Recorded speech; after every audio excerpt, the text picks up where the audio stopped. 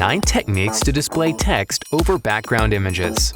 Use a SCRIM, a semi-transparent gradient. You can choose the opacity level, but 40% is optimal. Overlay. It's like a SCRIM, but applies to the whole image. So don't use it with your boss's face. You sacrifice image visibility.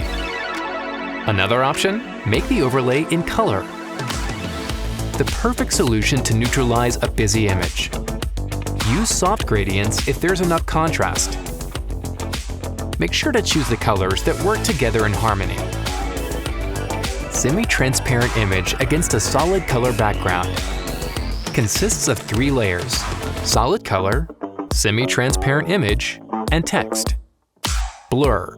Smooths an image and reduces the noise.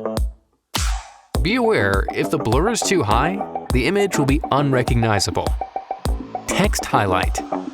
Apply a background color. Use the dominant color to make it integrated. When you can't change the image, color and position. Adjust the color and position of the text without losing the importance of the image.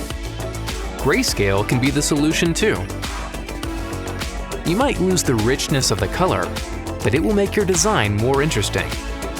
Now you have 9 different techniques. Apply them.